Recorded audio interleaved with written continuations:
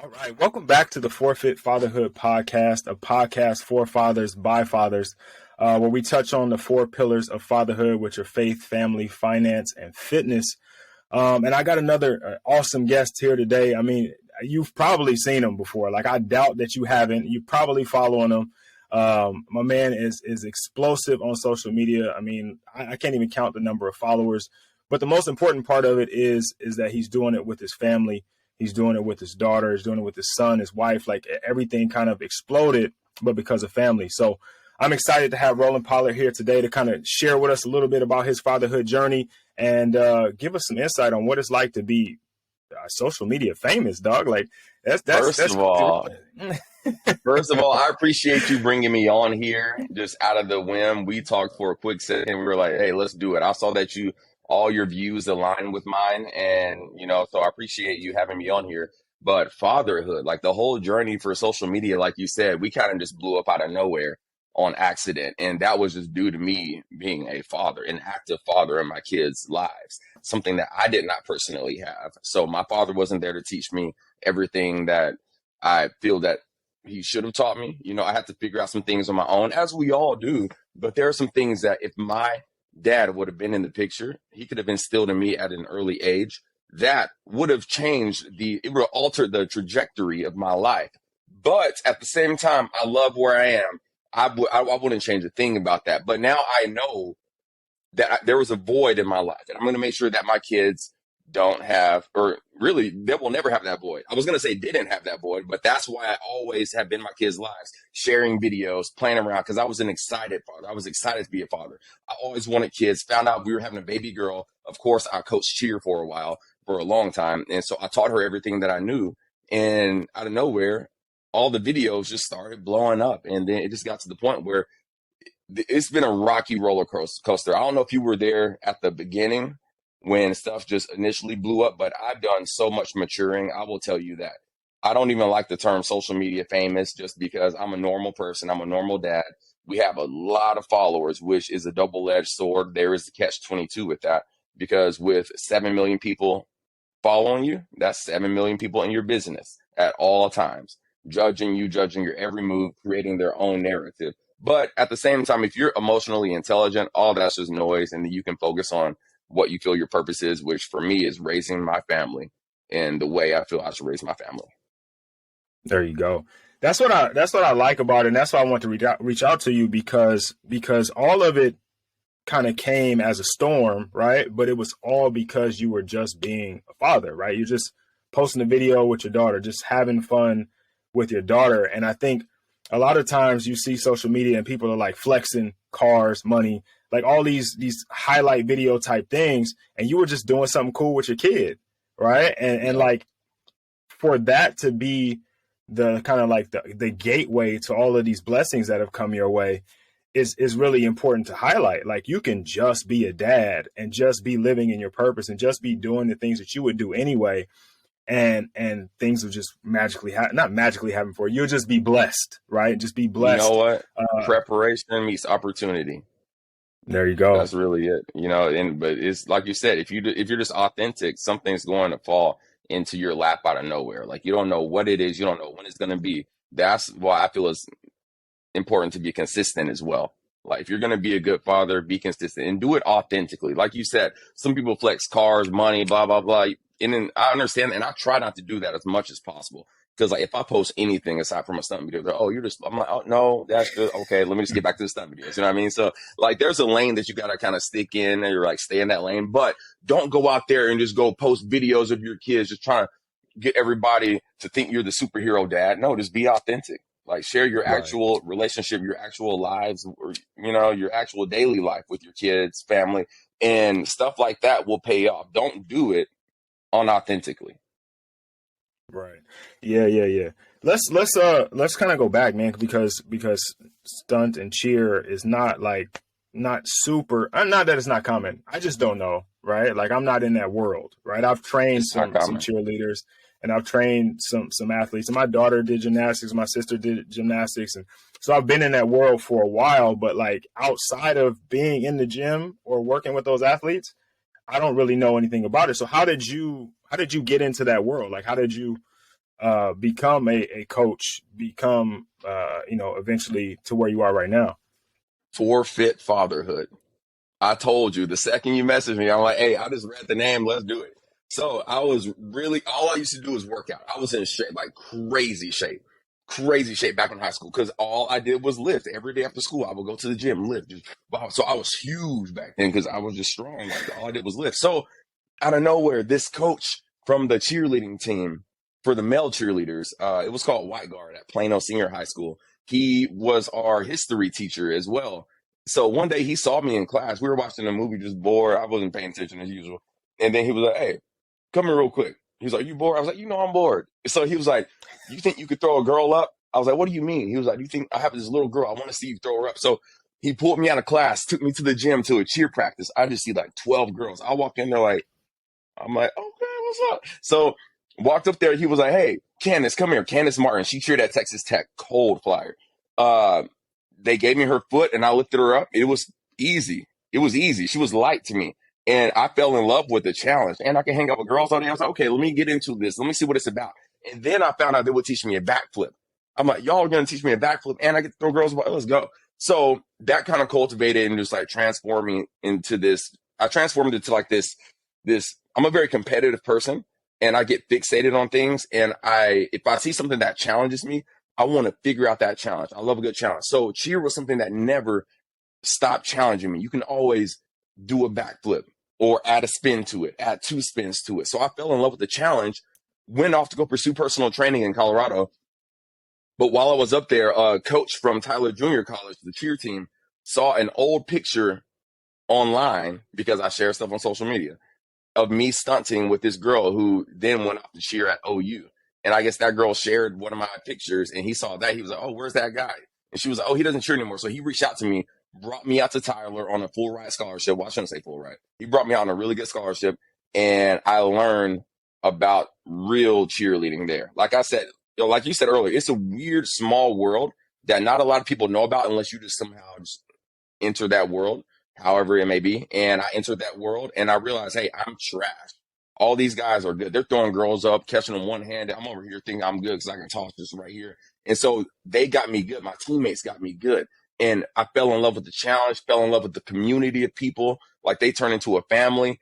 And then after college, I went off and started coaching at a gym in McKinney, Texas, and ended up creating a whole monopoly at that gym because I was the only guy who could do partner stunning. I was fresh out of college. All these kids were getting ready for college. They needed a partner stunning coach. And then after getting those girls ready for college for a while, the younger girls wanted to learn what to do what the older girls were doing. So I just created a whole business out of it. And then everyone said, one day, if you ever have a daughter, she's going to be the best cheerleader ever. All my life, people kept saying that. Then I found out I was having a daughter, and they already knew what was up after that. And so that's how everything worked out. I just posted the videos that everyone knew I was going to post because I post videos regardless. I post pictures regardless. And then somehow life happened, and here we are. But that's the Yeah, whole that's background. interesting. That's an interesting story, man. From bodybuilding to stunt cheer to like somebody seeing a picture of you and then bringing you out, and like that's an interesting road to take. But again, like you were just curious. Like the coach came to you, you were open minded, right? Because a lot of us would have coach would took you into the into the gym. We would have saw the girls and been like, oh yeah. But then I got to be a cheerleader. Oh no, I'm good, coach. Yeah. Friday night, I'm, you know what I mean? Like I'm straight, So you being open minded and right, like just stepping into that and being open to doing it. And did you still like train bodybuilding and all that stuff as along the way, or did that kind of consume you?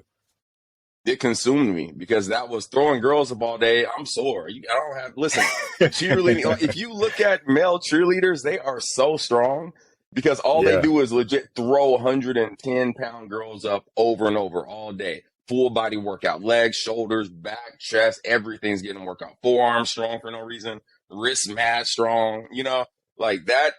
Cheerleading is a workout in its own and it consumed me. I stopped competing in PC. I started cheerleading, and that was my workout. That's how I stayed in shape. I left the weights alone. Okay. All right. And you was competing in high school? Yes. Oh man, NPC, I you won. was really getting after it. I'm telling you, once I find something, I just cannot stop until I succeed at it. And it's just how I am. I don't know why that is, but I would be. And once I found out, so what happened was I was just really strong. And then my gym manager got me to start doing personal training. And then he did competitions. He was like, hey, you should compete. They have a team division. I was like, no, I can't compete. And then I went out, competed. I got third place. Of course, first place was all just juiced up. And then I realized, okay, I'm going against that. I got to put a little bit more work in the gym. So I was like, oh, I want to beat Uriah. I want to beat Uriah. Eventually, he moved up out of team. And so I was, I guess, the number one contender. And they saw how I advanced over the years. So I started winning. And then I competed in Colorado, lost in Colorado. And that's when I was like, okay, I'm not about to be doing what y'all are doing. Let me just stick to personal training. And then, so I was done with bodybuilding before I began cheer, but I was still in the gym every day working out just for a different purpose. Got you. Okay, so we kind of have worked up to it. You're a cheer coach, you monopolize, or a stunt coach, you monopolize the market there.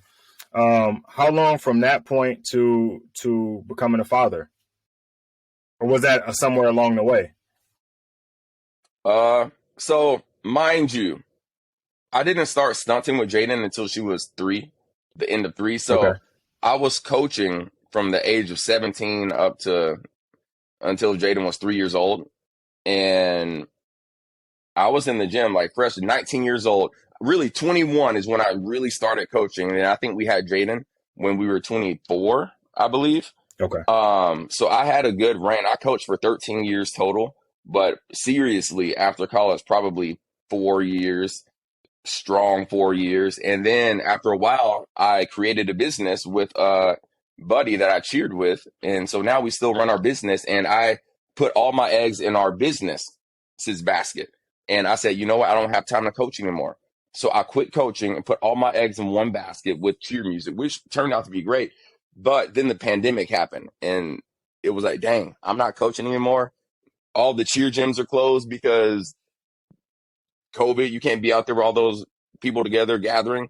So I was like, oh, okay, interesting. But I have time to teach my daughter skills because she happened to be 3 at the time. So life just aligned. You got to think about the alignment of timing, or the alignment of life in general, just because she was just at the right age where she could start comprehending. She was motivated. She loved stunting. She loved just giving me her foot, just going up in the air. It was fun to her. So that's how everything kind of started with Jaden. Almost on accident, but people knew I was going to do it. I don't think that anyone knew I was going to do it at this level. I never thought a 4-year-old could be doing triple ups and backflips, but you know, she kind of set the bar for that, and it's all because of COVID. So mind you, we wouldn't be talking if COVID didn't happen. I will tell you that for sure. Yeah, so it's a blessing in disguise, you know what I mean? Because you put all your eggs in one basket, and you go into, and then you're still doing the music for cheer gyms and for cheer clubs, right? But Yes, sir. you go all in on that, and then gyms are closed, and then you're like, oh, what am I going to do now? But you go back to fatherhood, right? Like, yo, I'm here with my kid. I got abundance of time all of a sudden. So let's just do it. And while most of us, like, we throw our kids up and down, you know what I mean? We, you know, every little kid wants their dad to pick them up overhead. But you are in a position where you had the skill to like really teach it into something that other than just like, let me spin you around and throw you on the couch kind of thing, like I do, right? Like you had the ability to transfer a skill that you had cultivated up to that point to your kid, which I think is something that is important to point out because it parallels, like, not all of us are going to be great coaches in regard, right? But all of us have a skill. We have something that we know really well, or something that we do really well that we can give to our kid, that we can show to our kid, that we can involve them in, that deeper connects them with us. Because I can imagine your connection with your daughter, and from what I've seen and from what I've read, like, your connection with your daughter is probably super, super solid, like super solid, right? Because you guys understand each other. There's a level of trust that has to be there that's not measured. You know what I mean? And that's because you took something that was your gift and you shared it with her.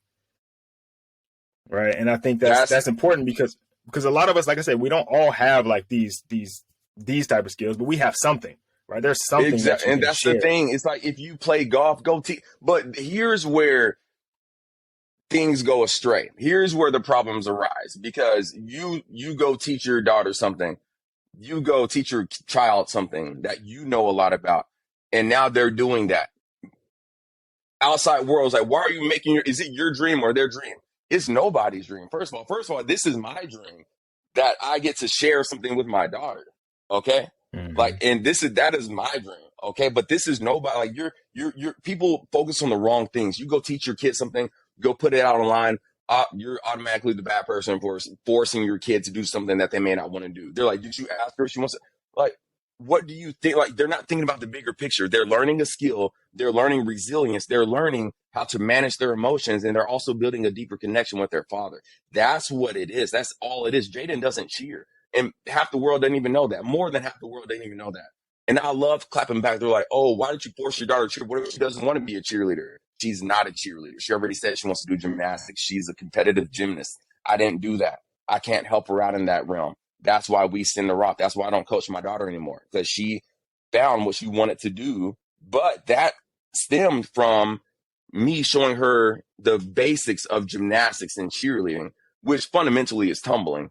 And she didn't like cheerleading. Cool, whatever. Boom. What do you want to do? I want to do gymnastics. All right, go get it. I can't help you there, but we'll get you private lessons, get you the best gym, best coach we can find, give you every opportunity to succeed, be there at every single meet. And we're going to support you through whatever you want to do. It just so happened to be kind of in the same realm of acrobatics. So she's off on her own now. But the outside world just views it as, why did you force your daughter to? But then again, you've seen the videos. I'm hard on Jaden. Number one, because do it right. Number two, you could really get hurt. Like, Yeah. so, you know what I mean? I'm not about to wait till you're 12 years old, start talking to you like a 12-year-old. No, you mess up, you're going to get hurt. More than anything, you mess up, I got to save you, then I could get hurt. Daddy's going to save you regardless. But daddy, there's no reason for you risking my safety when all you got to do is be tight, do your job right. So I was stern from the beginning, from the get-go. It wasn't always fun. It wasn't always smiles and happiness. No, it was tears, frustration, arguing at each other, me learning how to manage my emotions, because I got to think on a 3, 4, 5-year-old level, see how I can get them to comprehend it. But overall, like I said, I matured a lot, not even just on social media, just as a father, as a person, because I became more patient. I learned how to communicate better with my daughter. So now we're just best friends. Like, she knows what's up. She knows what I expect, because I know that she's capable, and she knows that I know she's capable. So if she knows that daddy thinks or knows she's capable, she knows that she's capable, if that makes sense. Mm-hmm. She knows that anything I've said she can do, even if she didn't think so. I stayed there. I've worked with her until she got it. Then I say, I told you so. So at this point, I don't have to do all that. That's just foundation. Build that foundation with your kid. With whatever sport or talent or skill you want to give them, build that foundation, because that's what leads to that. I guess that's one reason I don't have a relationship with my father. Never have, because we didn't have that thing. I guess music maybe, but we've never had that thing. He never sat and taught me that skill and pushed me to be great at something, and that's the one thing that I missed out on in life. Like I said, no regrets. I don't want to change my life for anything. It's just one of those things I'm cognizant of with my kids. Make sure that I'm there to push them, even if it gets hard sometimes. Yeah. I think that's an important point that you made there is, and I run into the same thing, right? Because I'm a strength and conditioning coach, in my 9 to 5. And so I've been blessed to work with some of the best athletes in the country. And I had some of the same issues. Like, kids, parents, the community. Oh man, your girls are going to be so good. They're going to be so fat. They're going to be so, and I'm like, yo, first of all, they're going to do whatever they want to do. Like, my daughter plays piano. They you know what I mean? They do a bunch of different stuff. My youngest daughter wants to be an actress. They play sports because they're just around them all the time, but I don't care about it like that. You know what I mean? So I'm using sports in the same way that you're using sport. Like, look, we're going to understand how to work with a team, because when you get out in the world, you're going to need to know how to work with other people, right? You're building resilience, you're building toughness, you're understanding how to manage them. Like, these are all real life skills. I don't care if you play sports past this, right? Like, but at the same time, because I know what it takes to move on to the next level, if you're serious about it, this is what you have to do. Like you said, first of all, do it right. If we're going to do it, Come on, man. Like, cause you, like, and I tell my daughter all the time, like, look, you know me, you've seen me coach other people. So we have an understanding. We both have an understanding, now. Sometimes I have on a different hat, right? Like when we're in the gym, when we're on the field, if we're in the cages, because you play softball and that right now in this season. And I'm like, when we step across that line, I'm coach.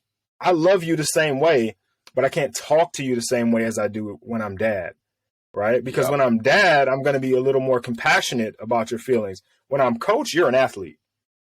That's it. Those are our roles. I'm coach and you're athlete. And we were at one of her practices, and one of the other girls on her team was like, "Why do you always talk to her like that?" And I was like, "I talk to you like that. Like, what do That's you what I'm mean?" Like, saying. People online are like, why do you talk to your daughter like that? I was like, I'll talk to your daughter like that. Like what? And then they'll that's take a it. pistol. But I'm like, but they don't understand that it's not how do you play dad and coach? How do you play coach dad? They're two different roles, and they understand, our That's it. children understand that if we're working, that's not dad. Well, that's dad. He still loves me, but he's not talking to me like I'm his baby girl who can't do wrong. No, I'm talking to you like someone who needs to do a little better, you know? So that's the hardest part. But how have you personally learned to separate the two people? Because they're two drastically different people. Very different. Very different. So a lot of conversation, man. We talk a lot.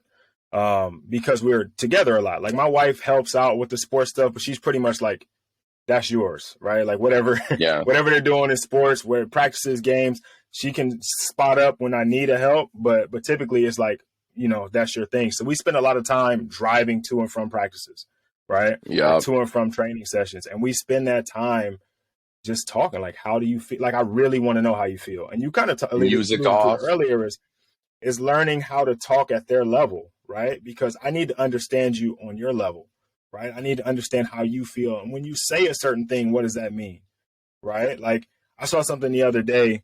It was a post or somebody said, kids don't come home and tell you they had a bad day. They come home and they ask you to go play outside, or they ask you to watch a movie with them. Like they don't know how to communicate that part of it. So you have to be able to understand what they mean when they say what they say. And so for me, the best way for me to separate the two is, one, to observe what happens when I say what I say, right? Like I can tell if she's taking it as dad or if she's taking it as coach, right? Like just Yeah. by the way she responds. Because I'll say something to her, and if it's harsh and I'm in, like, we're on the field, I'll see her like yes sir me, and then lock in, right? And then sometimes I'll say it and she'll put her head down, and I'm like, whoa, Like wait a minute, breakdown. yeah, wait a minute, let's stop right now. Let's go back to our core. Remember, I love you no matter what. This is, we can put the ball down and the helmet down and we can go back home. But remember, like when we come out here, I'm coach, right? And it's just that constant communication. So then two, what is it that you heard that made you feel that way, right? On the way home, remember we were at a practice and she was just like, I don't want to say she sucked in this practice, but she sucked, right? And I'm like, yo, you're better than that. You're capable. Like you're physically better than what you showed today. What was going on? And like she just went into some stuff that happened at school that I had no idea about, right? Like I didn't get the chance to have that conversation with her. And so having those conversations allows me, because she trusts me, right? And she believes that I believe in her. And you said it, right? She believes that I believe in her. When she doesn't believe in herself or she's doubting herself, she can lean on my belief, Hmm. right? When she's not trusting her own ability, she can lean on the fact that she can trust me, Yeah. right? And I think like I said, just having those really open, honest, vulnerable conversations Well, makes it easier to do the two. you said trust, and something happened similar. Jaden had the worst meet of her entire life. No, I shouldn't say that because she got third place at her gymnastics meet last weekend, and I'm like, okay. Typically, she gets first place. Not a big deal. Like I feel you need to take some L's to learn how important, not important, to really appreciate those W's. Like she's just getting Right. first place, not even trying her best. And then she thought she was just gonna come out and just get it. And no, this girl came and spanked up on her. But Afterwards, she hopped off the podium after getting third place. We were happy, like, good job, Jaden. She hopped off bawling. I'm like, Jaden, what's wrong? And I just picked her up. I was like, Jaden, what's wrong? She was like, nothing. I'm like, Jaden, what's wrong, Mama? What's wrong? I was like, I know something's wrong. She was like, my hand hurts. I'm like, Jaden, your hand doesn't hurt. No, Jaden. I was like, matter of fact, there's so many people here. Let's go outside. Took her outside, and I knew what was wrong as her father. You know, she's a perfectionist, and I know she wants to win. But so I took her out back, and I've never seen her cry so uncontrollably over a loss. And I'm like, hey, you got to understand this. Yes, you got third place, but don't associate third place with losing, with failure. You still made it onto the podium. Look at all the people who didn't even make it to the podium, who had to stand on the ground to get their medal. Look at the girls who are sitting in the crowd because they didn't even get a medal. Like, you got to think about what you just did. You still just scored very, very high. You scored the third highest. Was it your highest score ever? No. Was it your best meet ever? No. But you can't expect to just get first place out of nowhere. You can't expect to just let your guard down and just play around, goof around. Like you said, like, they don't always have their best games or their best meets or their best performances. And they got to understand, if you truly want that first place, you can get it whenever you want, but you got to do better than you did. But at the same time, you got to understand you can't win everything. And Jaden had such a hard time understanding that. But at the same time, she finally opened up to me and stopped saying nothing. She stopped saying, oh, my hand hurts. I was like, what's wrong, Jaden? What's really wrong? Like, we were sitting in the parking lot on the curb out back. She said, I got a low score. I'm like, Jaden, why didn't you just tell me that earlier? Like, why did you just not tell me that? I already knew why you were crying, but I'm glad you told me. Thank you for opening up. And that meant more to me than she could have won first place and never opened up to me. That I don't care about that. She already knows what that feels like. But for me to see her open up and be comfortable and trust me enough with her heart, her feelings, to tell me what's really wrong without fear of judgment, that said a lot. That spoke to me. And from that moment, I just held her. She cried even harder. I almost started crying. And then we went to the car. Her mom talked to her. And then we had a good day. We went to the arcade, had some pizza. We had a great day afterwards. But those little moments, that's why fathers are important. Really, parents in general.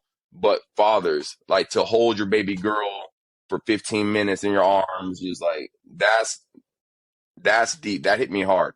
And I know we'll get into fatherhood in a little bit, but that right there showed me that I may not be the best father, but I'm doing something right because my daughter trusts me. My daughter opened up to me because I never opened up to my mom. To this day, I have a problem opening up to her because fear of not really judgment, but fear of getting in trouble. I'm a grown man now. You know what I mean? But back in the day, I didn't open up to my mom because she didn't understand me. I was this teenage boy on the path to adulthood, and she didn't understand the decisions that I made. But it was hard to talk to her, and I didn't have anybody else to talk to. So knowing that my daughter has someone to talk to, and she will talk to him, boom. Let's see what we can do to maintain this relationship for as long as possible. Because I know once you get 15, you won't want to talk to me anymore. So, right. Yeah, I think just taking these opportunities when you have them, right? But it's something my dad doesn't talk to me a whole lot about fatherhood, right? And that's one of the reasons why I created the podcast and I do what I do, is because a lot of fathers from the generation before us, whether they're not present or they were present, but they were raised by a father who was like, what is stoic, doesn't share emotions, or they just go out and work, provide money to the house. You know what I mean? You do manual labor. yeah. Like, they don't share their emotions. But one of the things my dad told me was like, and I don't know, I don't remember him ever doing this when I was a kid, but he's like, if the girls, because I have two daughters, if the girls ever come to you and ask you a question, don't send them to their mother. Answer to the best of your ability. And it's something I always, like, when they ask me something, even if I don't know it, right, I'm going to try to give them my best answer. And then I say, hey, you know what, who knows more about that one? Mommy. Let's go ask mommy. And we go together. Because I don't want to get to a situation where they come to me and I don't have the answer and I tell them, go see your mom.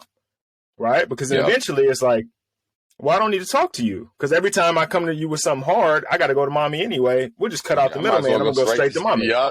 Yep. And so because that sticks with me, even when it's the uncomfortable conversation for me, right? And we haven't had any of those yet. But when we get to those teenage years and they start liking boys and all this stuff, like, when that starts coming around, I want to still be able to be like, okay, let me give you my perspective on the situation.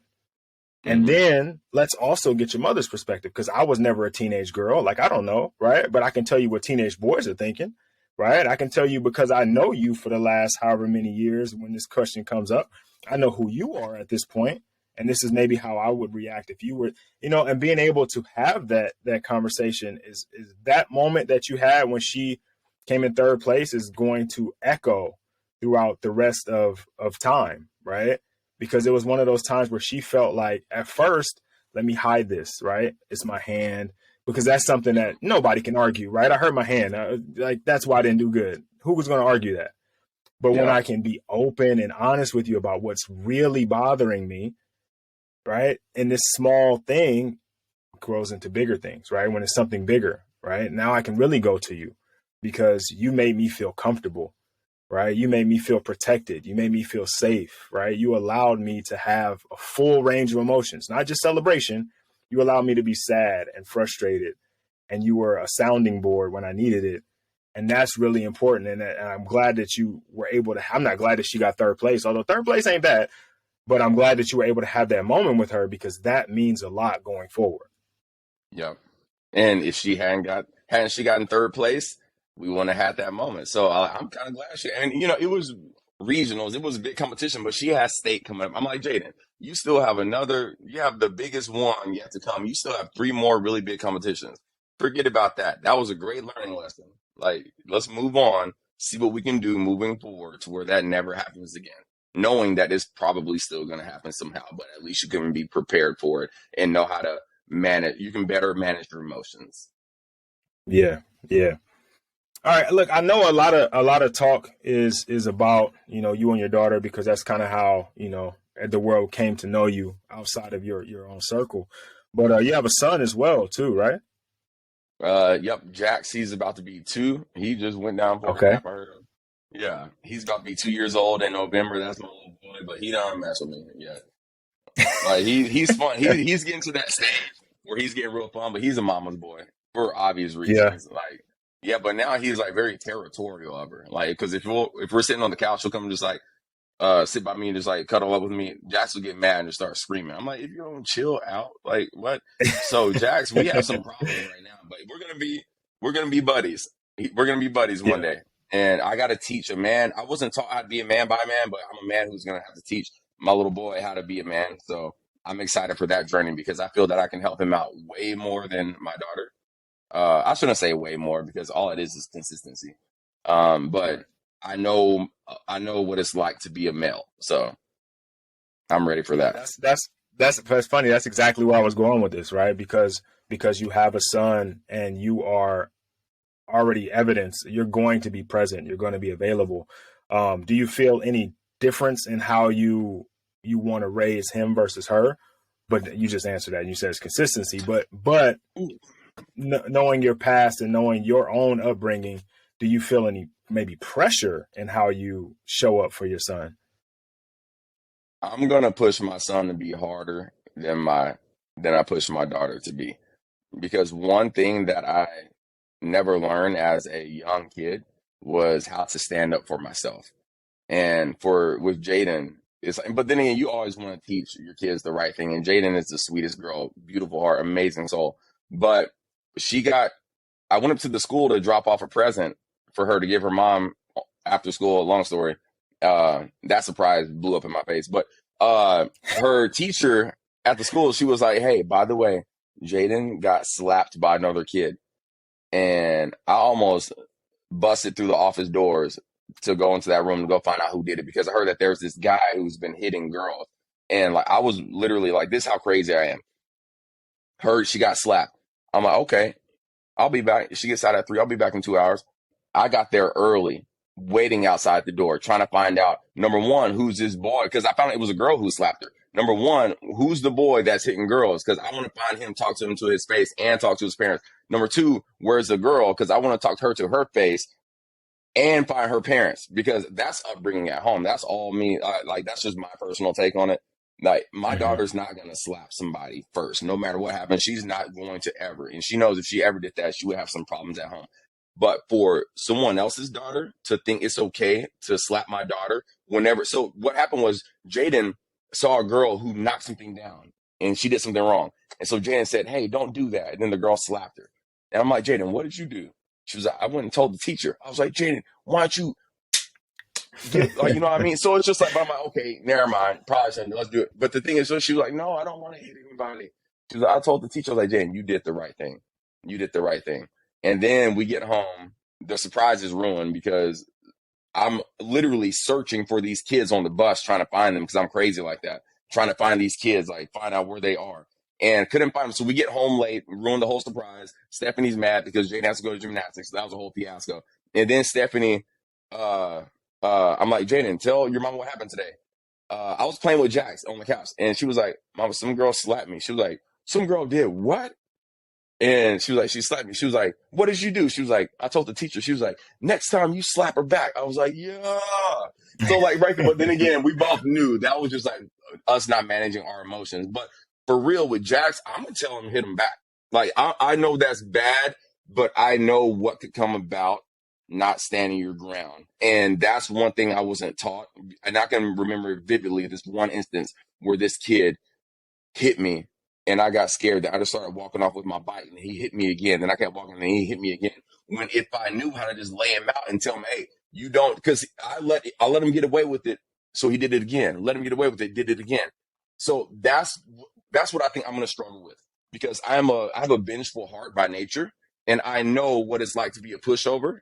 And I know what comes about not standing your ground. Then again, I know what the right thing to do is. So I'm going to teach them, hey, really, you should go tell the teacher. But if you hit him back, I won't be mad. Just don't hit him so soft that he hits you back even harder and beats you up. So that's the dilemma I think I'm going to have with Jax because I'm not just going to be and I know it's not right by a lot of people's standards, but I think that's what I'm going to struggle with. And maybe maturity will teach me, no, just tell a teacher and get beat up. I don't know.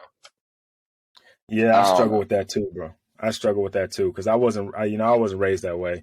And I tell my kids, I tell them now, sometimes, right? Yeah. I tell them like, somebody hits you, you got to tell. But I also like, I'm on the sly. I'm also like, that's your free pass. That's your free pass. Mm-hmm. If you've ever wanted to hit anybody, take all of that and hit them. Like that's your free pass. We're going to have to discipline you because that you were wrong. But you got about a 45-second window of like, do what you need to do, right? You're like, all right, time. Yeah. Right?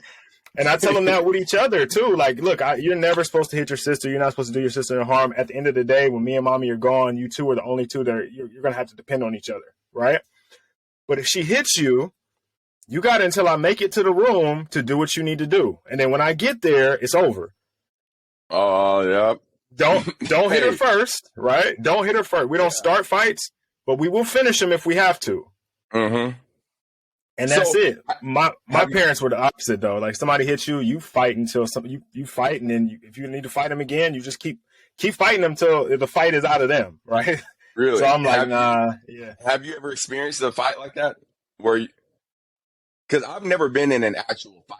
Because in high school, I was kind of big, so nobody really messed with me. Even that's why I was okay to be a cheerleader. It's like nobody's about like, what are you gonna do? Like, what you? Yeah.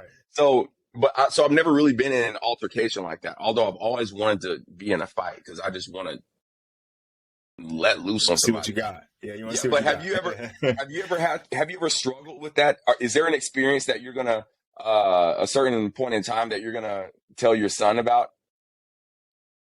That you can recall? I got two girls, no boys. But I do. Boy, okay, never mind. Oh, okay, good. But let me just put it out there. I did in I was in the second or third grade, and this kid was my homeboy, like my friend. Like we used to ride bikes home together. And for whatever reason on the playground, he was like, during recess, he's kind of stunting on me. Like, some girls, we playing basketball, but he's like getting a little rowdy. And like, all right. And he pushes me, right? And then it's like, okay, check ball. Yeah, it's like check ball, okay, whatever. So I check the ball, and he hits me in the face with the ball. And I let it go, right? I'm like, I took the shot to the face and like, whatever, let's play. Now I'm going to play hard defense, right? I'm just want to play basketball. I'm not trying to show out. And So we playing ball, and I fouled him. I fouled him. Like it wasn't a hard foul, it wasn't an intentional foul, but I fouled him, and he punched me. And again, this is my friend. Like we've been tight since like kindergarten.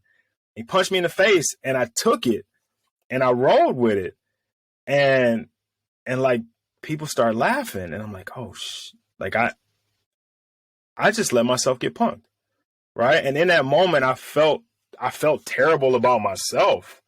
And so I was like, I don't want to feel like this anymore, right? But I didn't do anything in that moment. I just let it go. I just walked off the court because at that point it was like, this didn't make sense. This is my friend. Like if I'm gonna fight him, because like I said, my parents, you start like you'll keep fighting him. Like every time it was like an on site type of thing, right? But this is my homeboy. Like maybe we can fix it. And I'm not thinking that as a second or third grader, but I'm just like, yo, I'm not gonna fight him.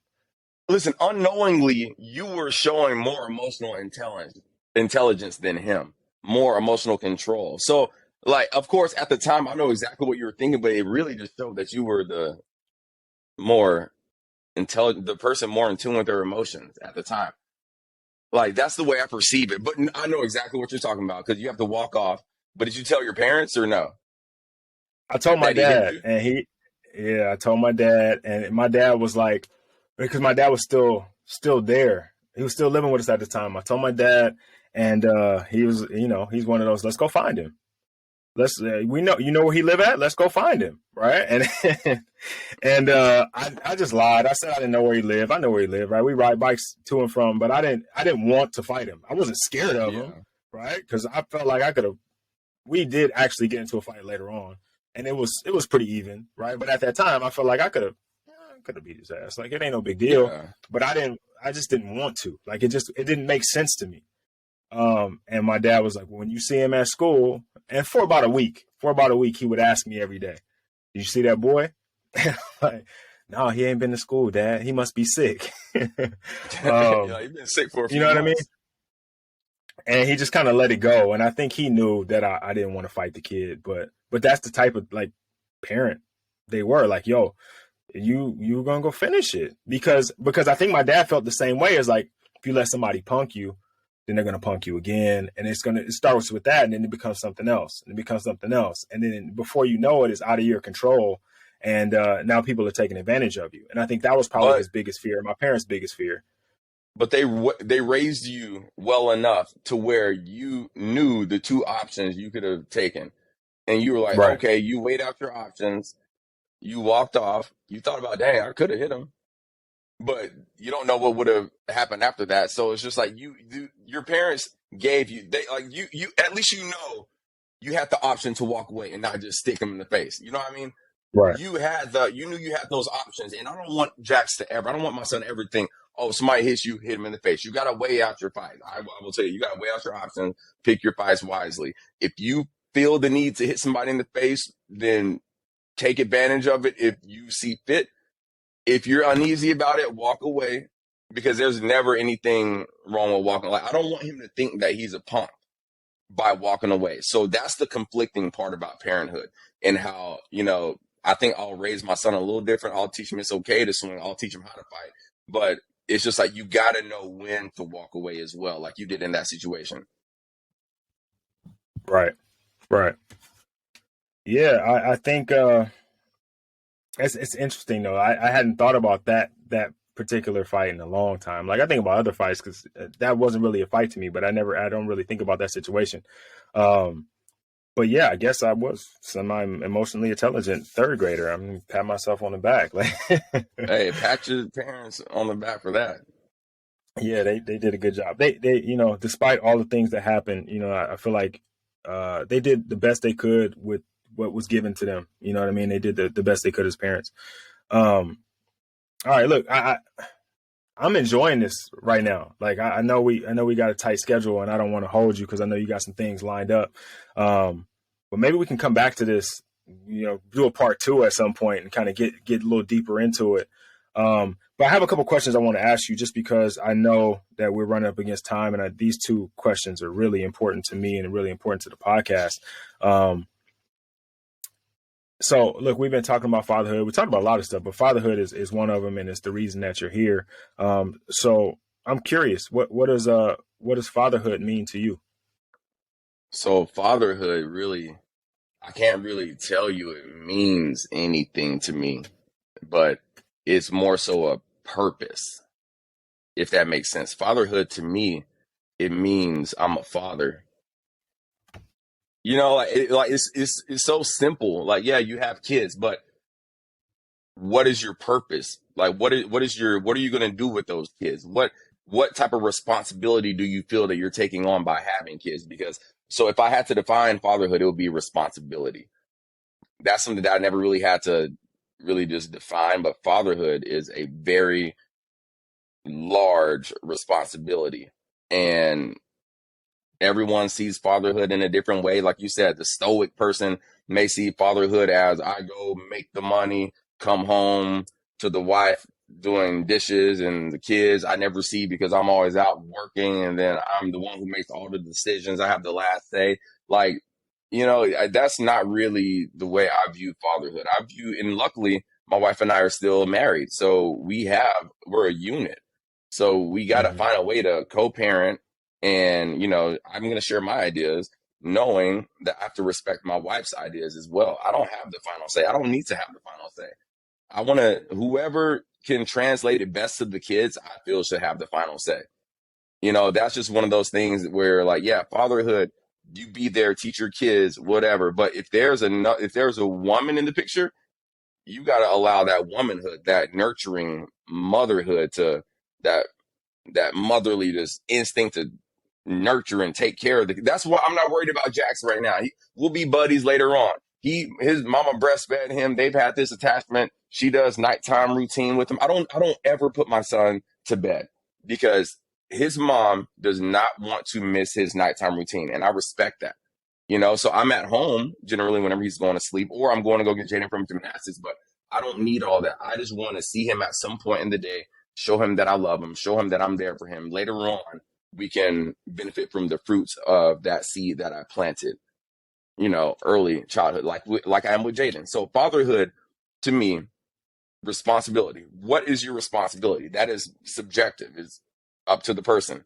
I feel my responsibility is to teach them everything I know and prepare them for the future, because this world is very unforgiving. Nothing is promised, and they're going to go through things, and they got to be prepared mentally and physically. By the way, fitness is something that I'm huge on with the kids, and I think that you would agree with that. That's something that I'm huge on. Like, you're not about to just be, I don't know what Jax is gonna do. You can go play piano, but no, you're gonna be outside running with daddy. We're gonna be doing some weights. We're gonna be getting fit, because we're not about to just sit down and play piano and do nothing else.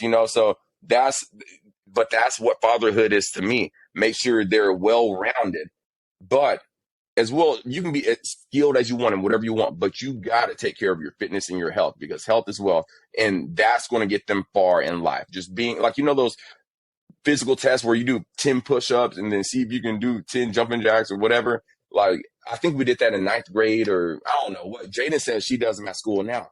I'm like, I don't want my kid to be the one struggling, like the outlier, the one like survival of the fittest. So, fatherhood to Right. me, responsibility. You choose your responsibility. You choose the role you take on as a father, and it's all subjective. And I can't really put a definition behind that. But for me, it's all a purpose. My purpose is to raise these kids successfully, knowing that they're going to mess up, but knowing I want to know later on in life that they can come to me for anything. So that's my purpose. Make sure the kids know daddy loves them unconditionally. You can tell daddy anything you want. Daddy's going to be hard on you. Sometimes daddy's going to be the coach. Two completely different people. But at the end of the day, you don't go to bed as daddy, as coach daddy. You don't go to bed. You don't tell good night. You don't say good night to coach daddy. You don't kiss coach daddy good night. You kiss daddy good night. You give daddy a hug good night. Okay. So that's one thing that I'm huge on as well, because we talked a lot about, and not everyone will relate to it, but we talked a lot about pushing our kids and having Hmm. those two distinctive personalities, or I guess two distinctive people, the coach and dad. And you gotta, like, at the end of the night, the coach, whatever, he's done. The daddy part, that's what I'm focusing on. And that's why I don't coach my daughter anymore, because I feel that I was pushing her too hard at times. And that coach daddy became, I don't want to say toxic, but I saw how it would be overbearing at times because she just wants daddy. So I give her daddy more often than not. But That's fatherhood in a nutshell to me. Purpose and Responsibility. responsibility, being disciplined, being like, there's so much to it though, because I can answer that in 5 different types of ways. Like, Yeah. because fatherhood is not easy. It's just being present. Like, that's why I say on my bio on Instagram, active father. I'm not about to say active, responsible coach, bedtime story giver. No, I'm just an active father. And by active, there's just an entire array of hats that I wear. Like you said earlier, you got to wear a lot of hats. And, like, so fatherhood has a ton of roles. You just got to know your purpose, find your purpose, and parent purposefully. Don't just be in your child's life, because that could be just as bad as not being in your child's life. Just saying you're there just to be there, but you don't spend time with them.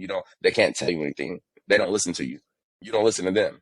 Like, that's just as toxic as not being there. So be a purposeful father. Yes, sir. Yes, sir. It's funny. I ask that question in every episode, and I always get different answers for the same reason that you just gave me several. Is like, it's really hard to put that in a fatherhood is not something that you put in a box. It's not something that you can confine. Literally, from the day you become a father, you're never not a father. Even when you're gone, you're still somebody's father. And so it's really hard to kind of put that into a few words, like a short Twitter post, right, where it's 140 characters or something. So it's a really big, like you said, big responsibility, requires many hats, and all of them are still father, many titles, but you're still dad. Even you said coach, daddy, but like sometimes you're emotional dad, and sometimes you're just hang out on the couch dad, and sometimes you're, what I mean? You wear all these different hats, and fatherhood is pretty much all encompassing, right? But I think you Yes. hit on something that I'm really big on, is purpose, right? Your purpose in raising your children. Like, you may have many things that you do, right? Things, jobs you work, careers you're in, things that you do outside of the home, but your purpose, like, just as a male, right, is to reproduce with a female and create kids. So purpose, like your purpose now is to raise those kids, right? To Yeah. teach them, to instill in them, to guide them, to lead them so that they can have successful adult lives, right? Like, you're not raising kids, you're raising adults. And that's why fatherhood is so big and so important, because the entire world for generations on, from the time your child is born, is going to have some kind of ripple effect from the job that you do with your kids, and the Yeah. job that they do with their kids and their kids and their kids. And it just continues to echo throughout time. All right. Two more questions. Content creator, right? So if you were to do a post, right, like a company, they contract you to do a post. This company is a big company, tons and tons and tons of clients, but they want you to give a specific message, and all their clients are fathers, right? They say, hey, look, you're going to do a post for us. You can say whatever you want. Just understand that it's for fathers. What would you want that message to be? Ooh. I would want the message to be I want them to know what is possible, or how powerful you are as a man, as a father, like how powerful the role of a father can be in the development and future success of your children's lives, like how influential of a role that is for, like you said, you're a father for the rest of time. Like, no matter what, if you pass away, my dad is buried in the, you know what I mean? Like, my dad, you're still dad to her until Mm-hmm. you're both gone, but still, then nobody else calls you dad. But people know that you are her dad. So you're always going to have that role to that one person, or those two people, however many kids you have. So to your two girls, you're always going to be dad no matter what happens. So you got to, of course, like you said, you created a child. Okay. You brought life into this earth. It's like planting a tree out back. You plant an, first of all, I found out apple trees aren't made from apple seeds. So let's just scratch that. But let's just say they were, okay? You put yeah, long story. Yeah. So I just caught myself. But let's say you plant a seed of some fruit that'll grow, okay? You plant an orange seed in the back. You water. You got a little sprout going. You're like, oh, I see my sprout. Let me go get my oranges. Boom, you keep watering. Now you got a little bush. Okay, you see some little orangelets, some little mandarin orange, some cuties. Okay, you pick some, boom. So then you water. Now you got the big oranges, and then you stop watering it. now it's like, okay, where did the oranges go? Like now the trees, like it's a lifelong commitment. It's not like getting a puppy who's going to be here for 13 years. No, this child, God willing, this child is going to be here for years and years and years. And you're going to have to find a way to sustain and nurture that relationship for years. It's not just you go plant the seed, water it once, and then you're just going to have endless fields of what Chancellor, he said endless fields of camomiles and daffodils. Like it's not like that. You gotta plant that seed. You already planted seed, okay? All right, so the D's done. You got the fruit already. Now you gotta nurture that relationship. And the one thing I would tell people, one thing I would tell fathers is you are a powerful man. And I'm not even trying to be like king. You know what I mean? Like you got this king, but realistically, you are a powerful individual. I know people who can't even have kids. And no, I'm sensitive. I never knew that was a thing. I didn't know it was that large of a thing, but I never knew how hard it was for some people to become fathers.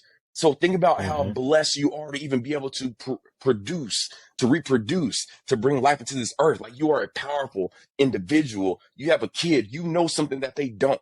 Everyone knows something that you don't know. You can teach this kid, bring them up in the way you see fit. You know, if it's the way you roll, make them God fearing, keep them, practice humility, show them that they are nothing, but they are still something. Like you have power. And people don't understand that enough. I know so many people who have kids. I'm not close to them, but I know people who have kids who are not in their children's lives. I do not get that. And so if there's another message, don't be a bum. Don't be a deadbeat dad. Although I'm not saying that that's always going to lead to something bad. I'm not, because and if my dad's watching, he already knows. He was a deadbeat dad by definition. And he knows that. Didn't pay child support, didn't do anything, always had excuses.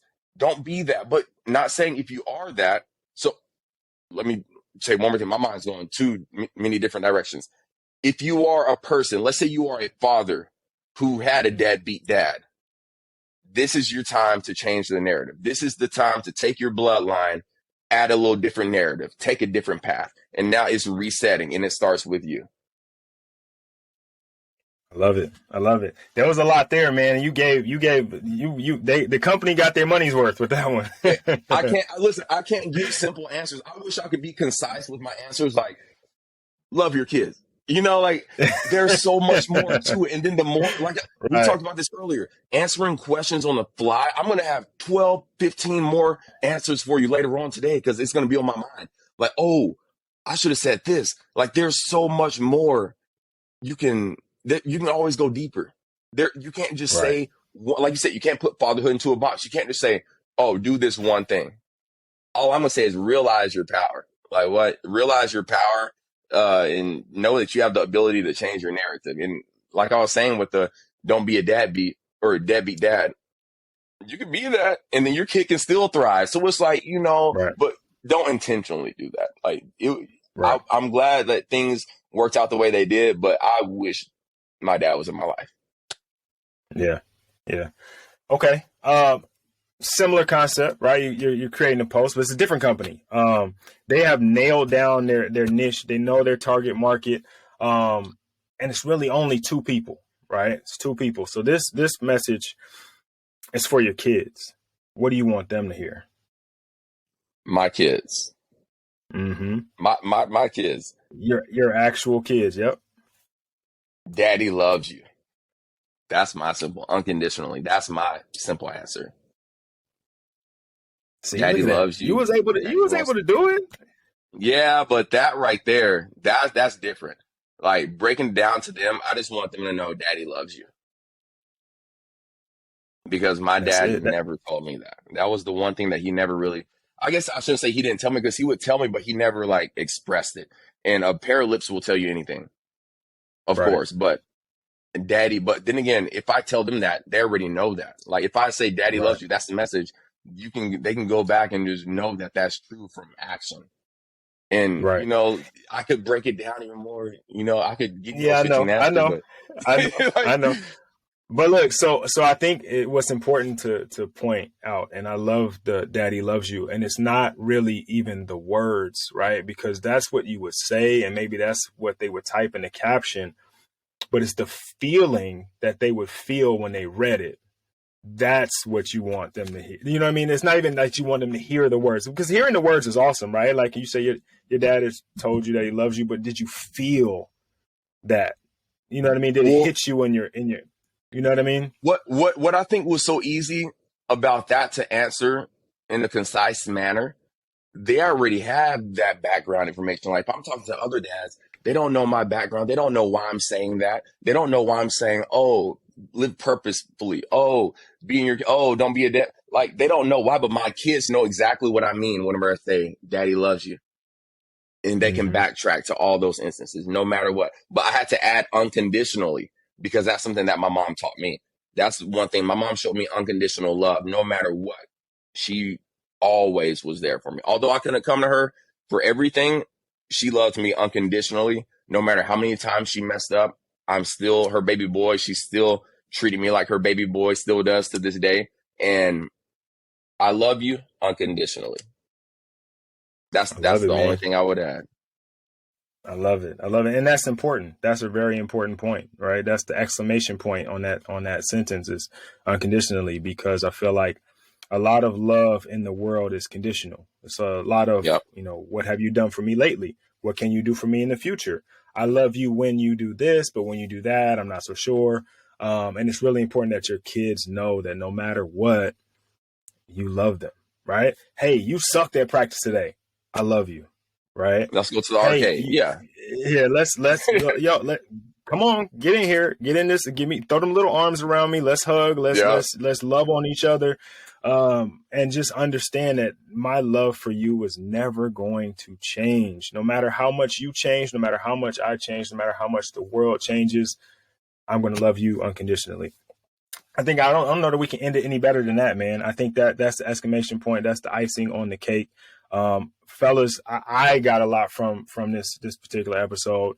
If nothing else, loving your kids unconditionally, take that, right? Take that. I know I'm taking that and I'm running with it, and I'm gonna continue to love my kids unconditionally. For you guys that are listening, I hope that you're doing the same. Roland, man, thank you for joining us. I'm gonna throw this out there. If they were looking to find you, it's pretty easy. They probably type in your name and everything comes up. But if they want to reach out to you, want to follow you on social media, want to see, kind of some of the things you're doing, where would be the best place to do that? You know what? I am more myself on Instagram than any other platform, and that's at Roland Pollard. It used to be at Roland P90X, and then I realized I was making somebody a whole lot of money, and so I finally found a way to get that changed. I got to change to my first and last name is at Roland Pollard on Instagram, at Roland Pollard on TikTok. It's still Roland P90X on Facebook. But if you want to know more about me personally, I have a podcast as well that this Yeah, kind of yeah, inspired yeah. me to start getting back into, just because I stopped podcasting out of nowhere, out of the blue, personal reasons. But people want me to come back, and this kind of just got me back in the groove. And I think I'm going to put one out there, just because if you're hoarding information, it doesn't benefit anyone. And I'm here to serve Mm-hmm. others, here to bring value to others, help people on their journey. So Pursuit of Me is my podcast. If you want to get the nitty gritty of my life, Pursuit of Me podcast by Roland Pollard. But if you just want to see my day-to-day life, Instagram, I'm on there all the time. You already know stuff. Sometimes I got to post some of my campaigns, but I generally am myself on there, and I do respond to people. Like, you message me out of the blue, and, everything aligned. I was like, let me chat with this guy. He seems like we can have a good talk. And that was a great chat. I've done so many podcasts with people about the same topic, but it was more so just like firing off questions, not really just like talking man to man. You know what I mean? It wasn't Yeah. like we didn't get into the part about fighting and like, the real stuff. Like we got away from the politically correct answers, the politically correct questions. And I appreciate you going off on that. Not really but kind of just going off, just letting it free flow, because that even made me think about some things. Even you just said, we were talking about loving unconditionally. You were like, not just whenever, like, what have you done for me lately? That made me think about my wife. I'm like, dang, she really did my laundry the other day. I didn't say thank you. I'm just over here wearing these clean clothes, smelling good. I haven't even said thank you. And you just reminded me, like, she's done something for me lately, and I still haven't even repaid her with a little reciprocity. So you got me thinking deeply on some other stuff aside from fatherhood. But that was a great chat. It's cool to speak with the father who's fit, who's active in his child's lives, his children's lives, who has children who are athletes as well, who also do other things. You know what I mean? So it's just cool. And where do you live, by the way? I'm in California, Southern California. Dang, I was going to say, are you out in Dallas? Hey, we need to go kick it sometime because that was a good chat. But maybe one day we'll have a part 2. Let me bring you on my podcast one day if you're down. Yeah, I'm down. Hey, I mean, listen, bro, I'm down. Whenever you got time, let's line up the schedules. Let's make it happen. We need a part 2 because there's some more man-to-man stuff aside from fatherhood that we can still tie into. But there's some things I want to ask you because you seem like you know what you're talking about. Well, I appreciate that. I try, right? No, but I'm definitely interested. Let's set it up, man. I'd love to come on your podcast, and I listened to a couple episodes, and I like the openness. I like the fact that you are just being open, right? Because I know sometimes on social media you do have to, because you have a brand that's around it now. You do have a little bit of like some things you can't necessarily do, but the podcast is just you. And your wife and like your daughter, like it's just you, right? Yes, and I think take that's it as really, you please. it really endears you outside of just being a follower of the great stunts and fun and comedy and you know, just like really getting to know the man behind the machine, getting this, you know, pull back the curtain and see the Wizard of Oz and realize that he's a man too. You know what I mean? Exactly. So that's dope, man. Keep doing that, and I'm excited. Hey, look, let's do it. I'm all about it. Well, let's keep in touch, and thank you for anyone who listened, who made it this far. I think that there's a group of males, a group of fathers, and I think we should all have like our own little community because it's hard to find cool fathers who can relate, and you seem like one of them. So I'm a fan of your podcast. Now I'm about to be checking out every single episode, see what you're talking about. Check out some other cool dads. Thank you for having me. Yeah. Thank you, man. Thank you. Hey, look, go enjoy the rest of your day. It looks like you're in the studio, so you're probably finna put some music together. Look, go ahead and do that and make it happen. And you know, let's connect. Let's figure it out. Let's do it. Nice talking with you. All right, brother. Have a great day, and I'll talk to you soon. Let's get it. You have a good one. All right.